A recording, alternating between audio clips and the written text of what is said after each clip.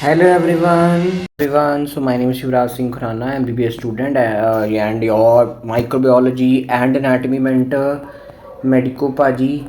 And this video is the one of the most important video of whole of all microbiology of all medicine. कुछ भी बोल दो, हर जगह आपने topic पढ़ना है. पीडियाट्रिक्स में भी पढ़ना, you have to read in medicine also, you have to read in microbiology also, you will also read in pathology also, you will also read it in pharmacology also. हर जगह आपने hepatitis B हो गया या सारे hepatitis जितने important है, but B उनमें से सबसे ज़्यादा इंपॉर्टेंट है. बी उनमें से सबसे ज़्यादा इंपॉर्टेंट है.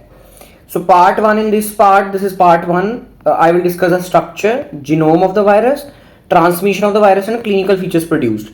And in part 2, most important, lab diagnosis and treatment. So part 1 लगाओगे तभी part 2 समझ आएगा. So thought, you'll always wish you started younger, but today is the younger you ever be.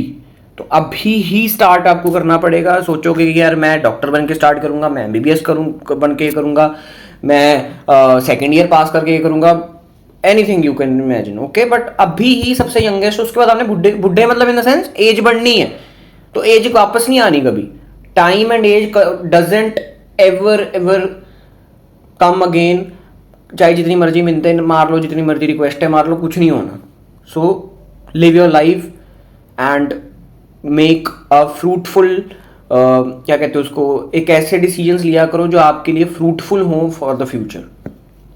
So hepatitis B is only DNA hepatitis virus. All other hepatitis viruses are RNA viruses. So family I have discussed in first video also, that is Hepa-DNA viridae, and genus is also simple, Ortho-Hepa-DNA virus. Very simple.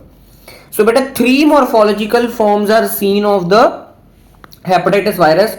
First is this spherical form. देख रहे हो, first spherical form. Second is my filamentous or tubular form. And third is my specialized form, that is my Dane particle.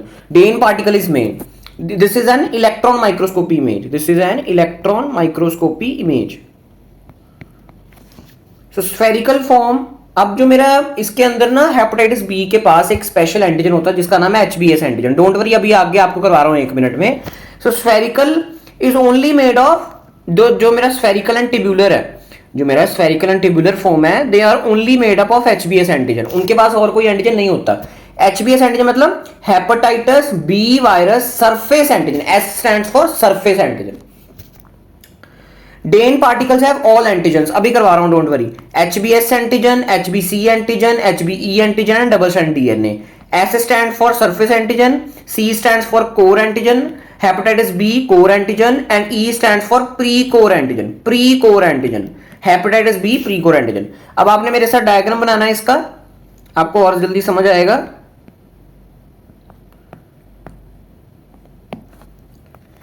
हमने पहले क्या बना दिया, बाहर वाला यू सरफेस, जो मैंने आपको बोला है सरफेस एंटीजन, वो मैं यहां पर बना रहा हूं. क्या बना रहा हूं, सरफेस एंटीजन. इसका स्ट्रक्चर इज एक्स्ट्रा इंपॉर्टेंट, साथ साथ बनाओ मेरे.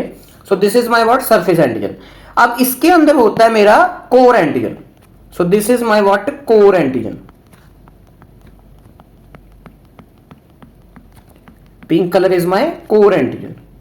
और इन कोर एंड सरफेस एंटीजन के बीच में होता है मेरा pre core antigen. So this is my pre core antigen. Surface and core antigen के बीच में क्या होता है मेरा, pre core antigen.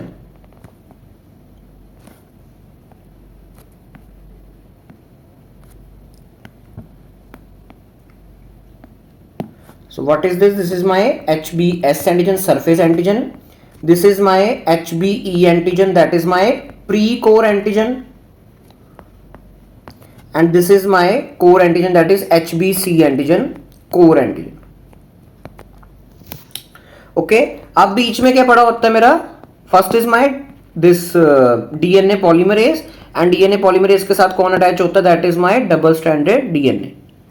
Partially double stranded DNA होता है, इसका पूरी स्ट्रैंड कंप्लीट नहीं होती. सो this is my DNA polymerase and this is my partially double stranded DNA. चलो So this is the beautiful diagram you can draw on. This is the structure of a Dehn particle. So what is this? This is a Dehn particle. ठीक है. अच्छा, spherical कैसा दिखेगा? उसमें मैंने क्या बोला है? There are only what HBS antigen. So this is my spherical form. And what will be tubular or filamentous form? ऐसे tubular मेरे HBS antigen is located. So this is my spherical form and this is my tubular or filamentous form of HBS antigen, obviously. So HBS antigen is hepatitis B surface antigen, also known as Australian antigen. Very very important. Australian antigen, HBS antigen, surface antigen, कुछ भी बोलो, हर चीज important है. As it is first observed in the Australian serum of Australian. तो बेटा जो मेरा HBS antigen है, अब ये एंटीजन है, एंटीजन के क्या होते हैं? एपिटोप्स होते हैं, हाँ या ना? ये मैंने आपको इम्यूनिटी में करवाया कि जो मेरा एंटीजन है, एंटीजन के क्या होते हैं? एपिटोप्स होते हैं. तो इस एंटीजन के भी एपिटोप्स है. दो तरह के एंटीजन के, इसके दो तरह के एपिटोप्स होते हैं. एक होता है फिक्स्ड एपिटोप. फिक्स्ड एपिटोप मतलब कॉमन एपिटोप, कि ये तो हर हेपेटाइटिस बी के एचबीएस एंटीजन में होगा ही होगा. दिस इज ए तो a epitope of HBs antigen हर हेपेटाइटिस बी वायरस के पास होगा. ठीक है. बट वेरिएबल का पंगा है. वेरिएबल क्या होते हैं? वेरिएबल दो तरह के हो सकते हैं. दैट इज डी वाई या डब्ल्यू आर. मतलब डी या वाई में से एक होगा या डब्ल्यू या आर में से एक होगा. ए पक्का है, डी या वाई में से एक होगा या डब्ल्यू या आर में से एक होगा. ठीक है. So it has two components, जिसको हम क्या बोलते हैं? एपिटोप्स. ठीक है. A is common group reactive antigen epitope and d y, दो डी या वाई में से एक होगा एंड डब्ल्यू आर में से. Only one out of each pair is present. अब ये देखो, आपने कैसे इसका परम्यूटेशन कॉम्बिनेशन बनाना है. ए मैंने सारे लिख लिए. अब आपने पहले डी लिख दो. पहले दोनों जगह डी लिख दिया आपने. अब डी के साथ या तो डब्ल्यू हो सकता है या तो आर हो सकता है, हाँ या ना? अब आप दूसरा ले लो. अब आप वाई ले लो. अब वाई के साथ भी या तो डब्ल्यू हो सकता है या तो आर हो सकता है. Very simple. तो आपने ए पहले फिक्स कर दिया, फिर आपने डी दो जगह ले लिया, फिर वाई दो जगह ले लिया और डब्ल्यू आर का कॉम्बिनेशन बैठा दिया, बस. सो बेटा ए डी डब्ल्यू जो होता है ना, so ADW is predominant in Europe, Australia and America. So it is predominant in Europe, Australia and America. India में नहीं है. इंडिया में कौन सा है? So इंडिया में दो तरह के HBS antigen epitopes are found, that is ADR and AYW. So ADR is found in South and east India. Very very very important. South and east India. थोड़ी सी एपिडेमियोलॉजी है साथ में. And AYW is found in north and waste India. और ये जो AYR है, this is not found in India and it is very very less found in all over the world. ठीक है. तो ऐसे आपके परम्यूटेशन कॉम्बिनेशन रख के, बाकी आपने ये दो याद रखने दैट इज जो इंडिया वाले हैं. Next is my HBC antigen, that is my core antigen. हाँ है ना? HBC is my core antigen. What is the important features of this? कि it forms a intracellular core antigen, not secreted in blood and does not circulate in blood. Very very very important. ये blood में कभी आता ही नहीं है. तो lab diagnosis के लिए सबसे इंपॉर्टेंट पॉइंट हो गया कि ये कभी ब्लड में आएगा ही नहीं. तो आप कैसे इसको सीरम में निकाल लोगे? So this is not, HBC antigen is not used in the lab diagnosis, in the serum lab diagnosis of the hepatitis B infection. अब आपने ढूंढना कैसे? अगर इसको ढूंढना हो, अगर किसकी चुल मची हुई है कि मैंने HBC एंटीजन देखना है, या जिसको MCQ आते हैं इस पे, दैट इज, इसको आपने कैसे देना है? हिपैटोसाइट्स में देख सकते हो आप, लिवर के सेल्स में देख सकते हो by immunofluorescence technique. Next is my HBE antigen, that is my pre-core antigen. Hepatitis B pre-core antigen. So it is present in circulation. Viral genome. अब ये जो मेरा बीच में जो मैंने डीएनए बनाया है या जो भी इसका स्ट्रैंड है, इसके अंदर क्या होती है? जीन्स होती हैं. तो कौन कौन सी जीन्स आर प्रेजेंट और उनका क्या क्या काम है? This is important. So first gene is S gene. So S stands for HBS antigen के लिए जो कोड करे. ऐसी जीन जो HBS एंटीजन के लिए कोड करेंगी, that is my S gene. C gene is divided into two further part, that is my pre-C gene and C gene. So pre C gene से आपने प्री से क्या याद रखना है, that is my pre core. Pre C gene से आपने क्या रखना है, that is my pre core antigen. Very very simple, ऐसे याद रखा होगा था मैंने, ओके। एंड सी एंटीजन से आपने क्या रखना है, सी फॉर कोर एंटीजन, खत्म। छोटे छोटे निमोनिक से आप याद रख सकते हो। Next is my x gene. अच्छा, एक्स जीन पढ़ाने से पहले ये पी जीन देख लो। P gene is the largest gene of the hepatitis B virus, not in world में यहां पर लिखे तो बच्चे बड़ा hepatitis B. So it is the largest gene among all c x s के बीच में से, and it codes for the polymerase activity. It codes for the polymerase activity, that is DNA polymerase. It's an enzyme, तो enzyme को भी code करने के लिए कुछ चाहिए, that is my P gene. अब आओ एक्स जीन पे। सो बेटा X gene code for the H B x antigen. अब आप बोलोगे आपने तो यहां स्ट्रक्चर में एच बी एक्स बताया ही नहीं है। हाँ, तो आप बिल्कुल सही कह रहे हो, मैंने नहीं बताया, क्योंकि it is a non structural antigen.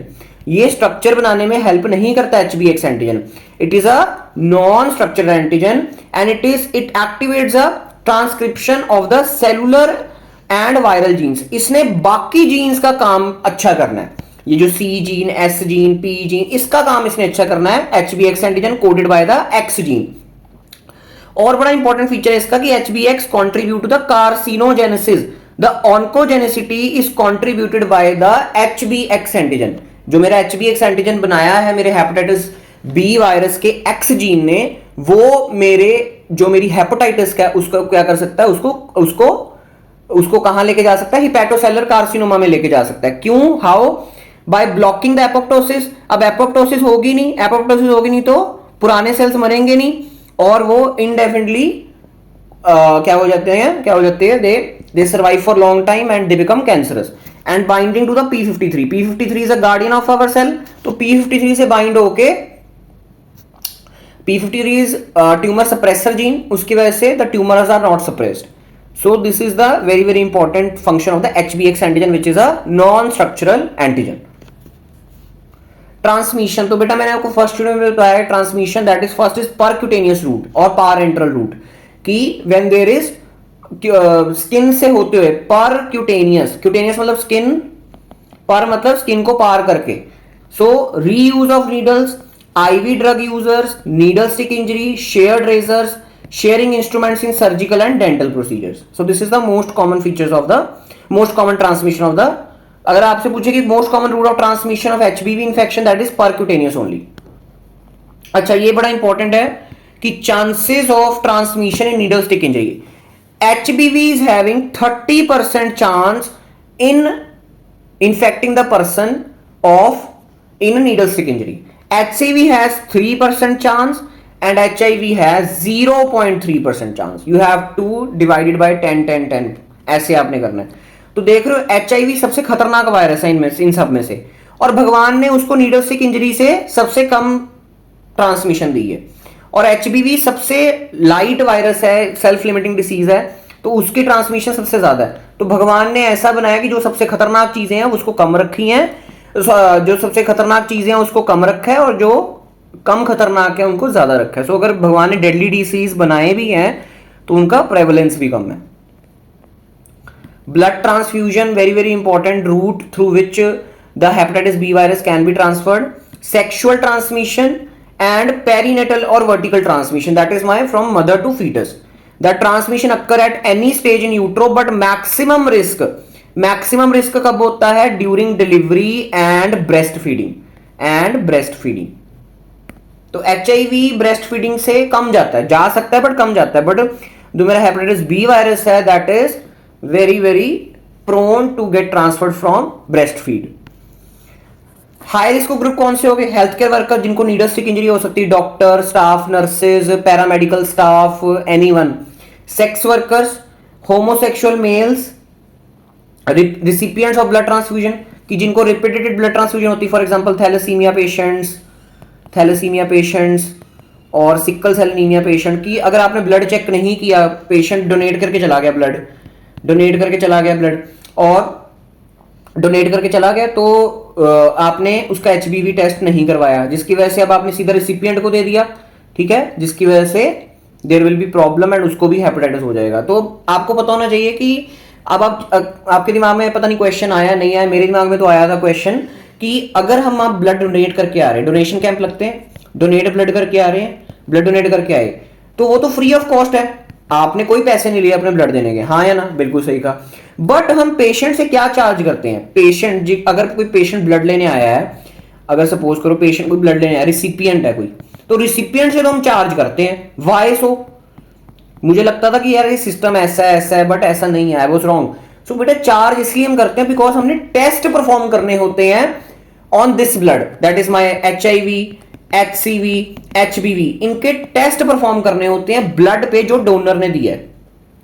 अगर उसका HIV पॉजिटिव आएगा तो सीधा ही निकाल देंगे बाहर, अगर इनमें से कोई भी टेस्ट पॉजिटिव आता है तो हम सीधा ब्लड को डिस्कार्ड कर देते हैं, we don't use that blood.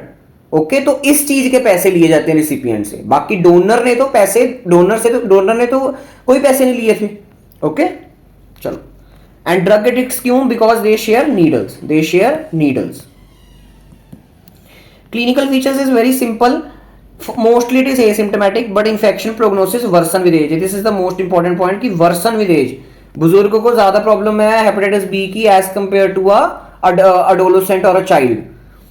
Patient में प्रेजेंट विद सब क्लिनिकल का मतलब होता है कि या तो सिम्टम नहीं आए हैं, या तो आए हैं तो they are very non specific, fever, vomiting, nausea वगैरह। एक्यूट और क्रॉनिक हेपेटाइटिस।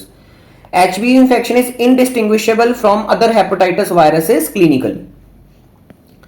प्री-इक्टेरिक फेज मतलब ऐसा फेज जहां पर अभी टेरस नहीं हुआ है, जॉन्डिस नहीं हुआ है, that is my nausea, vomiting, and it is seen in all hepatitis. And इक्टेरिक phase, hepatic jaundice. Many cases resolve by its own, and very few cases proceed to fulminant hepatitis cirrhosis or hepatocellular carcinoma, that is oncogenic, carcinogenic, hepatocellular carcinoma. So this was all about today's video. कोई भी doubt हो you can comment or DM me on Instagram. Link is in description. And please share if you like my content. And next video बहुत ज़्यादा important है, that is lab diagnosis. बहुत ही ज़्यादा conceptual video है, बहुत concepts लगने हैं। Micro में कम टॉपिक ही होते हैं जिनमें concepts लगते हैं, बट वो lab diagnosis में बहुत लगने हैं। So this was all about this video. Thank you, bye bye.